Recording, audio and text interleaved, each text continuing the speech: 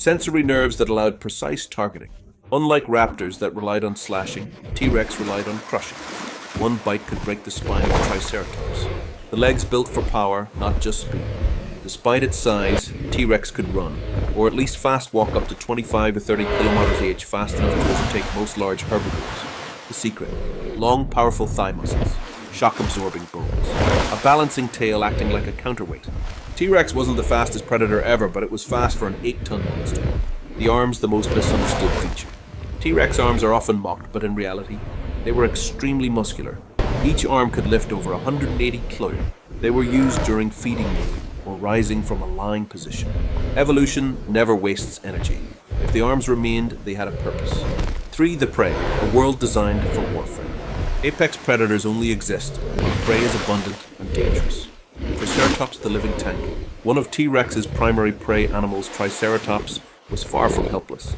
12 tons of muscle, a frill of solid bone protecting the neck, 2 1-meter-long horns capable of impaling, built low and stable for charging. T-Rex versus Triceratops was not an easy hunt. It was a duel of giants. Edmontosaurus the herd guard.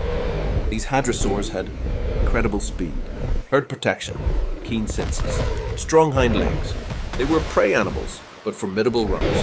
Ankylosaurus the armored fortress. Even T-Rex hesitated to attack this species.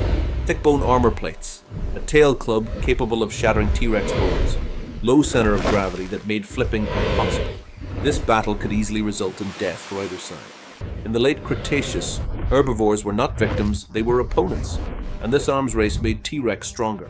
4. Rival predators' competition for the throne. Even as the apex predator T-Rex did not rule unchallenged. Dromaeosaurus raptors. Small but intelligent, hunting in packs, capable of coordinated attacks. They targeted smaller prey, but competed for territory. Young T-Rex versus adults. In a twist of evolution, juvenile T-Rexes occupied a different ecological niche. Faster, more agile, thinner skull, different diets. This prevented adults and juveniles from competing with each other, a rare trait in predators, and one that made the species more successful. Scavengers, the silent competitors. Other animals, including giant birds, mammals, and smaller carnivorous dinosaurs, competed for carcasses. But T-Rex was uniquely equipped for scavenging too. Excellent sense of smell, ability to digest rotten meat, bone-crushing jaws. It hunted and scavenged, whichever ensured survival. 5. A world of violence and strategy. The late Cretaceous was not just about size, it was about intelligence, adaptation, and ecological balance. Territory battles. T-Rex may have defended territories spanning dozens of kilometers. Evidence suggests bite marks on other T-Rex skulls, healed wounds from combat. Cannibalism when food was scarce. These were not mindless creatures, but strategic and dominant hunters.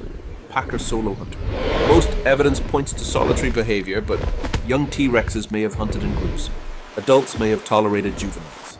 Bone beds suggest possible family associations. Their social structure remains one of paleontology's greatest mysteries. Conclusion of Chapter 2. By the end of the late Cretaceous, T-Rex had become the apex predator of its time, a result of millions of years of evolution, shaping the ultimate hunter. Its world was rich with challenges. Armored prey, swift runners, dangerous rivals, shifting climates, and it dominated them all. T-Rex was not simply a big carnivore. It was the final perfected form of a predator lineage, one whose existence symbolized the peak of dinosaur evolution, just before the world came to an abrupt end. Chapter 3. The Last Day on Earth. How the dinosaurs faced extinction. 66 million years ago, the late Cretaceous world woke beneath blue skies, warm winds, and rich green forests. Herds of Triceratops grazed calmly on fern plains. Tyrannosaurs stalked the shadows with the confidence of rulers who had reigned unchallenged for millions of years. The oceans teemed with mosasaurs, and pterosaurs soared above coastal cliffs. Nothing in this ancient world hinted that this day, this ordinary morning, would be the final chapter of the age of dinosaurs. What followed in the next 24 hours would alter the entire course of life on Earth. In this chapter, we explore not only the science of extinction, but the minute-by-minute unfolding of one of the most catastrophic days in our planet's history. 1. A peaceful world on the edge of destruction. The late Cretaceous climate was stable and warm. Flowering plants and forests stretched across continents. Rivers carved fertile valleys. Dinosaurs were thriving. Herbivores filled every niche. Apex predators like T-Rex ruled the plains. Raptors hunted in forests. Giant flying pterosaurs dominated the skies. This was not a world in decline, it was a world at its peak. Yet, over the curve of the horizon across 150 million kilometers of empty space, death was approaching Earth at 20 kilometers per second. A 10 to 12 kilometer wide asteroid larger than Mount Everest was on a collision course with the Yucatan Peninsula. It had been traveling for millions of years, unbothered by gravity or time. The dinosaurs grazing below had no way of knowing that their era was about to end in a single instant. To the moment of impact, a firestorm begins. Minute zero. The asteroid struck Earth with a force equivalent to 100 million nuclear bombs. The impact was so powerful that stone, water, and air vaporized instantly. The temperature at the ground point rose higher than the surface of the sun.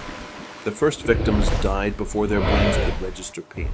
The immediate effects of impact included a crater 150 km, a plume of vaporized rock rising past the atmosphere, waves of molten debris raining back down, an explosion heard around the world, Earth's crust rippling like a liquid.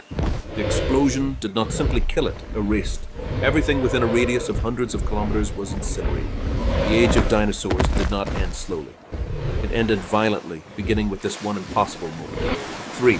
Minutes 1 to 30, shockwaves across the planet. Within seconds, a blast wave raced across continents. The shockwave caused forests snapped like matchsticks, animals thrown into the air, rivers boiled, mountains shook. Earthquakes greater than anything in human history. Even dinosaurs, thousands of kilometers away, were knocked off their feet. Herds panicked, predators fled, and birds took to the sky in a frenzy. The world was confused, yet the worst had not even begun. For the first hour, the sky turns to fire. The debris flung into space began re-entering the atmosphere. As millions of pieces of molten rock fell back through the air, friction heated them to glowing temperatures. The sky lit up. The air grew hot, and within an hour entire continents began to burn. Everything combustible caught fire. Forests, grasslands, nests, vegetation. Dinosaurs ran through flames in desperation. Smoke choked the air.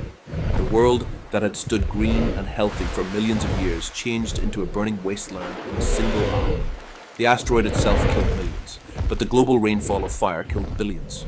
5-day 1, darkness falls over the world. While Earth burned, a second disaster was beginning over the atmosphere. Massive quantities of sulfur, vaporized rock, carbon, ash, rose into the stratosphere and spread around the entire planet. By the end of the first day, no sunlight reached the surface. Temperatures dropped dramatically. Photosynthesis stopped instantly. It was the beginning of something worse than fire. It was the beginning of the long. 6 week 1 to year 1, the global winter. Sunlight disappeared for weeks, then months. The world cooled faster than most life could adapt to. Plants died. Herbivores starved. Predators starved soon after. Ecosystems collapsed from bottom to top. Even T-Rex, the apex predator of North America, could not survive in a world with no prey. The seas fared no better. Plankton, responsible for nearly all marine food webs, died when the sunlight vanished. Everything above them collapsed. Ammonites, mosasaurs, plesiosaurs, giant fish.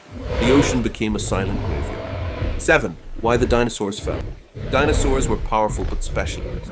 They required high caloric intake, warm climates, abundant plant life, stable ecosystems. When the world plunged into darkness, their food vanished. Their metabolic needs became fatal burdens. Herbivores died first. Carnivores starved. Shortly after, eggs could no longer incubate. The extinction of non-avian dinosaurs was not an instant event. It was a long, brutal collapse across months and years. 8. The survivors why birds live. Not all dinosaurs died. The creatures we call birds are descendants of small, feathered theropods, true dinosaurs that evolved lighter skeletons, beaks, advanced lungs, and more flexible bodies.